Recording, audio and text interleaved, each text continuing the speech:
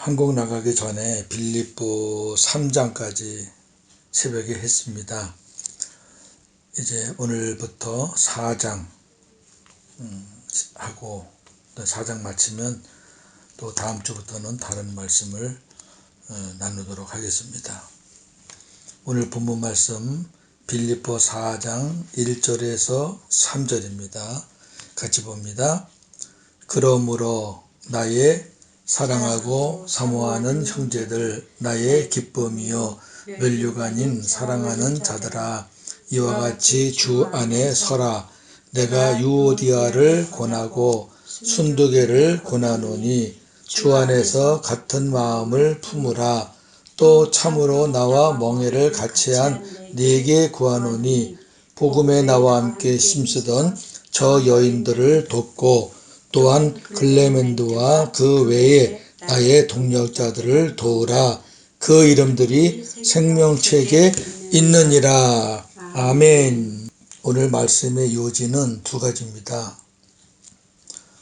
우리가 왜 어떤 사람하고 하나가 되고 어떤 사람하고는 하나가 안 되는가, 그 문제입니다.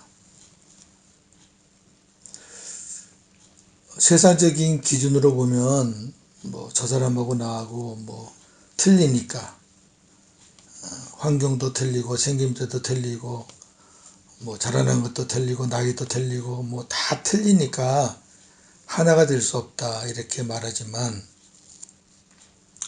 하나님의 교회에 똑같은 사람이 어디 있습니까? 형제도 틀린데. 그러니까 하나 되고 안 되고는 우리 믿음 안에서는 주님의 마음이 있느냐 없느냐입니다. 주님의 마음이 없으면 부부도 하나가 안 됩니다. 주님의 마음이 있으면 처음 보는 사람도 하나가 됩니다. 오늘 그 문제. 또 하나는 사람마다 다 누구나 장점이 있고 단점이 있습니다. 단점 없는 사람이 어디 있고 또 장점 없는 사람도 없습니다. 다 찾아보면 장점이 있습니다. 그런데 율법의 관점에서 볼 때는 단점을 봅니다. 참 이상합니다. 율법의 사람들은 장점 잘 안 봐요. 단점을 보고 그걸 갖고 트집을 잡고 비판을 하고 정죄를 하고 그럽니다.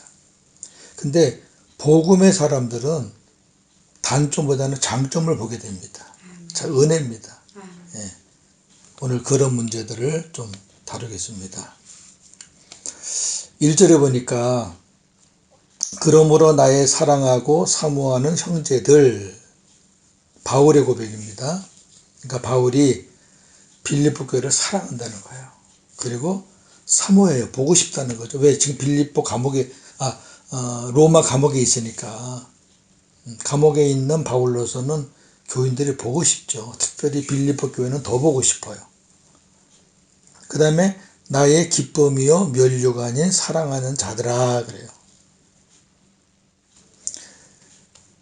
사도 바울은 교회를, 성도들을 자기 면류관이라 또 자기 기쁨이라 이렇게 여러 번 말을 했는데, 오늘 하나만 보면 데살로니가전서 2장 19절 20절입니다. 시작. 우리의 소망이나 기쁨이나 자랑의 면류관이 무엇이냐? 그가 강림하실 때 우리 주 예수 앞에 너희가 아니냐? 너희는 우리의 영광이요 기쁨이니라. 아멘. 보세요. 바울의 소망, 바울의 기쁨, 바울의 면류관, 바울의 영광, 바울의 기쁨은 하나예요. 바로 성도들이에요. 성도 없는 목회자 없고 목회자 없는 성도 없어요. 건물만 있고 목회자만 있는다고 되나요? 또 건물만 있고 교인만 있다고 되나요? 하나님 말씀을 누가 가르치나요? 그러니까 교회와 이 교인들과 목회자와의 관계는 이런 관계가 되게 되죠. 목회자 입장에서도 교인들 볼 때마다 너희들은 우리의 소망이다. 여러분들은 나의 기쁨입니다. 여러분들은 나의 면류가 나의 상급입니다. 이렇게 고백하고, 또 교인들은 하나님 말씀을 전하는 목회자들을 하나님의 종으로 인정하고 존경하고, 그가 전하는 말을 사람의 말로 받지 않고 하나님의 말씀으로 받을 때 얼마나 아름다워요. 이 바울의 이 고백은 많은 주의 종들의 고백이 되어야 될 줄로 압니다.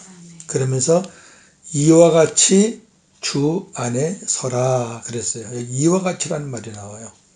이거는 앞에 3장을 우리가 봐야 돼요. 3장의 끝을 봐야지 이와 같이라는 말을 이어서 볼 수가 있어요. 3장에서 20절, 21절만 보겠습니다. 시작. 우리의 시민권은 하늘에 있는지라 거기로부터 구원하는 자 곧 주 예수 그리스도를 기다리노니 그는 만물을 자기에게 복종하게 하실 수 있는 자의 역사로 우리의 낮은 몸을 자기 영광의 몸의 형체와 같이 변하게 하시리라. 아멘. 빌립보 3장 마지막 부분에 이렇게 고백합니다. 우리의 시민권은 하늘에 있다. 우리는 땅의 사람이 아니다. 바른 땅에 대고 살지만 우리의 시민권은 하늘에 있다. 근데 거기로부터 하늘로부터 구원하는 자 예수 그리스도를 우리가 기다린다. 왜? 주님이 마지막 때 우리를 구원하러 데리러 오신다. 그는 만물을 자기에게 복종하게 하실 수 있는 자의 역사로, 만물을 자기에게 복종하실 수 있는 자는 하나님이죠. 하나님의 역사로 우리의 낮은 몸을 자기의 영광의 몸의 형체와 같이 변하게 해주신다. 예수님을 변하게 해주신 분이 아버지잖아요. 마찬가지로 예수님을 영광의 몸으로 변하게 해주신 하나님이 너희들의 몸도 똑같이 변하게 해주신다. 내가 오면은 아버지가 같이 와서 그렇게 해주신다. 이게 빌립보 3장 마지막 부분 말씀이에요. 그러니까 이와 같이라는 말은 주님이 마지막 때 오셔서 하시는 일은 첫째 부활을 소망하는 성도들을 부활시키는 거예요. 첫째 부활입니다. 주님이 강림하실 때는 첫째 부활이에요. 그러니까 부활을 소망하는 사람들이 예수님의 강림을 기다릴 수밖에 없죠. 주님이 오시면 우리의 몸을 영광의 몸으로 변화시켜 주십니다. 너희들이 이러한 믿음으로 주 안에 서라는 겁니다. 이 땅의 것이 휘둘리지 말고 하늘의 시민권이 있고, 우리는 주님이 오시면 그 주님이 우리를 영광스러운 몸으로 변화시켜서 우리를 하나님 나라로 인도할, 구원할 그런 사람들이니까 이제 세상까지 휘둘리지 말고 주 안에 서라 이렇게 말합니다. 그러면서 2절에 내가 유오디아를 권하고 순두개를 권하노니 주 안에서 같은 마음을 품으라 그랬습니다. 유오디아와 순두개는 여자들인데, 유오디아란 뜻은 충성된 여인들 이런 뜻이고요. 순두개란 뜻은 행복한 자 이런 뜻. 이름 참 좋아요. 이 두 사람이 굉장히 충성을 많이 했어요. 그 뒤에 보니까 복음에 나와 함께 힘쓰던 저 여인들 그랬어요. 3절에. 그러니까 유오디아와 순두개는 참 복음에 힘을 많이 썼던, 바울을 도왔던 여인들이에요. 그런데 뭐라고 지금 바울이 말하냐면 주 안에서 같은 마음을 품으라 그래요. 지금 두 여인을 지적하는 것은 이 여인들이 평범한 여자들은 아니에요. 사도 바울과 앞장서서 동력했던 사람들이에요. 그런데 그 여인들에게 주 안에서 같은 마음을 품으라고 말하는 것은 이 두 여인이 지금 같은 마음이 안 돼 있다는 얘기예요. 안 돼 있으니까 같은 마음을 품으라 그러면 이게 해답이 없어요. 다른데 어떻게 같아요? 근데 주 안에서가 나오잖아요. 주 안에서는 핑계 댈 게 없어요. 주 안에서 같은 마음 품지 못할 사람이 어디 있어요. 주 밖에서 생각하니까 싸우는 거고 따지는 거지. 주 안에서 주님의 은혜를 받은 자라면, 주님의 생명이 있는 자라면, 주님을 머리로 하고 사는 자라면 같은 마음을 품어야 되지 않겠느냐, 그렇게 말하는 거죠. 여기 주 안에서 같은 마음은 주님의 마음이에요. 그리스도의 마음이에요. 예. 나는 죽고 예수로 사는 그 마음이에요. 어느 누구든지 주님의 마음이 없으면 하나 될 수 없고, 어느 누구든지 주님의 마음이 있으면 하나 될 수 있습니다. 예. 오늘 바울은 이 두 충성된 여인들이 뭔가 몰라도 옛날에는 하나가 돼서 열심히 충성했는데, 지금 바울이 감옥에서 듣는 소식이 이 두 여인이 조금 불화가 있다. 그래서 지금 바울이 그 여인에게 하나가 되라고 권면하고 있습니다. 그 다음에 3절에 보니까 또 참으로 나의 멍에를 같이한 네게 구하노니, 네게 구하노니, 너는 지금 빌립보 교회 지도자예요. 이름이 좀 애매해요. 에바브로라는 사람도 있고, 에바브로 디도라는 사람도 있고, 또 에바브라라고 하는 사람도 있고, 뭐 그런데 이름은 정확하지 않아요. 여하튼 지금 빌립보 교회를 지도하는 지도자에게 바울이 지금 요청하는 거예요. 참으로 나와 멍에를 같이 한 네게, 그러니까 그 지도자는 바울과 멍에를 같이 하던 사람이에요. 바울을 알아요. 바울과 같이 복음에 힘쓴 사람이에요.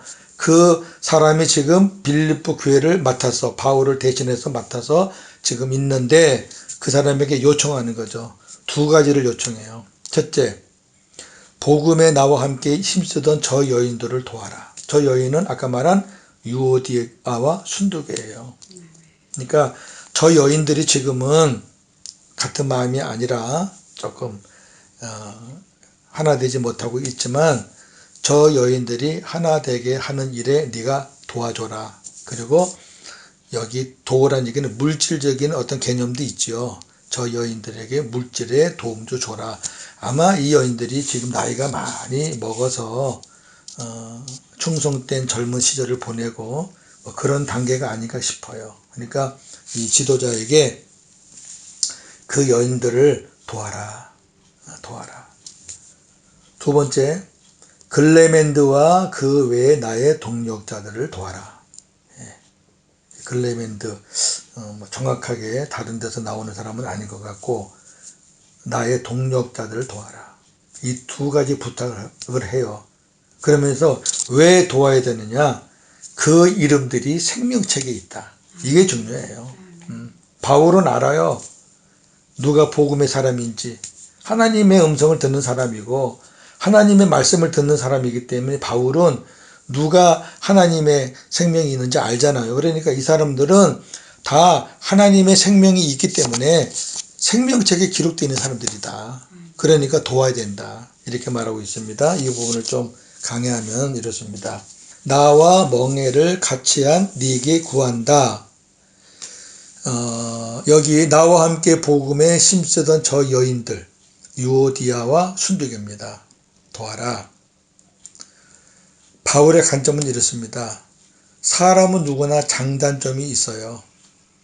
그런데 바울은 지금 저들이 다투는지 서로 불화한 상태에서 서로 뭐 대화를 안 하는지 그런지는 몰라도 현재의 그 모습 단점 보지 말고 예전에 복음에 힘쓰던 여인들이니까 그 장점을 보고 도와라. 도와라. 이게 복음의 사람이에요. 만약에 어느 누가 우리를 볼 때 100% 장점만 가진 사람이 어디 있겠어요? 저도 단점이 많아요. 근데 그 단점을 계속 물고 늘어지면은 정말 피곤하고 하나 될 수 없어요. 그 물고 늘어지는 사람도 편하지 않아요. 율법이니까. 그러면 내가 물면 상대방도 나를 물거든요. 서로 물고 뜯으면 망해요. 갈라디아서 5장 말씀대로. 그러니까 장단점이 있지만 우리가 복음이 되면 다른 사람이 보이는 게 아니라 내 안에 주님이 보이는 거고, 그 주님 때문에 내 모습을 보는 게 복음이거든요. 그럼 상대방의 단점이 안 보여요. 주님이 내 죄 용서해 줬는데 내 죄를 묻지 않으신다고 그랬는데 우리가 남의 죄를 물을 이유가 없고 또 그렇게 안 사라져요. 복음으로 살면. 그러니까 바울은 상대방의 장점을 보고 도와줘라. 우리가 배워야 되죠. 두 번째, 클레멘드와 그 외에 나의 동력자들을 도와라. 이 동력자라는 것은 뜻이 같은 방향으로 가는 자들이라는 뜻이에요. 같은 방향. 우리는 동력자 그러면은 나와 함께 마음을 합할 사람, 내 뜻에 동의하는 사람, 그러놓고 이제 뭐 아무 일이나 막 저지르잖아요. 그건 동력자가 아니에요. 같은 방향은 주님을 향해서 가는, 하나님의 나라를 향해서 가는 같은 방향이에요. 부족해도 모자라도 또 상황은 어떻든 간에 방향을 같은 방향으로 가는 사람을 동력자라 그래요. 누구나 다 좋아요. 그러면 네? 우리는 이런 동력자가 필요해요. 혼자 갈 수는 없거든요. 둘보다는 셋이 좋고 셋보다는 열이 좋아요. 그러한 같은 방향으로 가는 동력자들을 도와라. 그 다음에 왜냐하면 그 이름들이 생명책에 있기 때문이다. 유오디아, 순두계, 클레멘드, 그 다음에 나의 동력자들 다 그 이름들이 생명책에 있다. 하나님의 생명이 있는 주님의 지체들이다. 너희와 한 몸이다. 천국 가면 다 만날 하나님의 자녀들이다. 그러니까 도와줘라. 함께 해라. 그렇게 말하고 있습니다. 그래서 오늘 말씀의 제목을 잡자면 같은 마음을 품고 주님의 마음으로 도와라. 그런 말씀을 우리가 봤습니다. 오늘 이 말씀 보면서 다시 한번 정리하면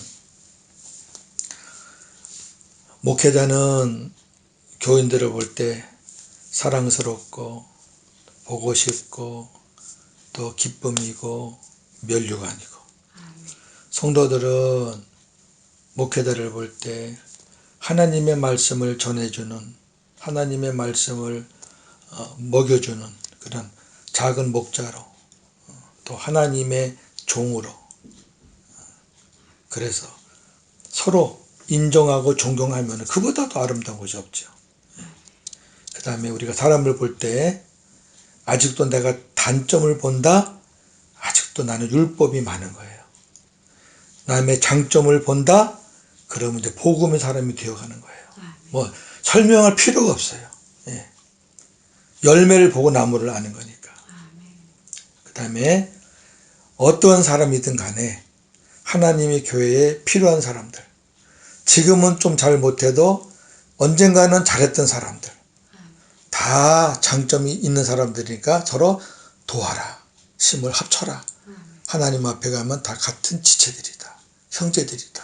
이런 말씀을 주고 있습니다. 오늘도 이 말씀 붙잡고 믿음으로 승리하는 모든 성도들 되어지기를 주의 이름으로 축원합니다. 아멘. 하나님 고맙습니다.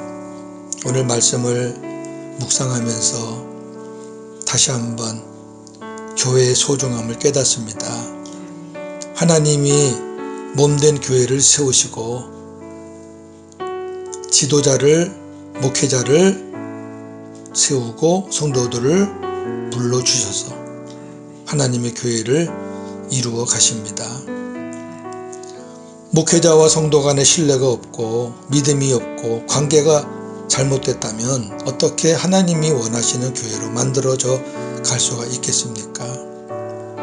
바울이 감옥에 있어도 교인들은 바울을 위해서 눈물로 기도하고 헌신적으로 물질로 도왔습니다.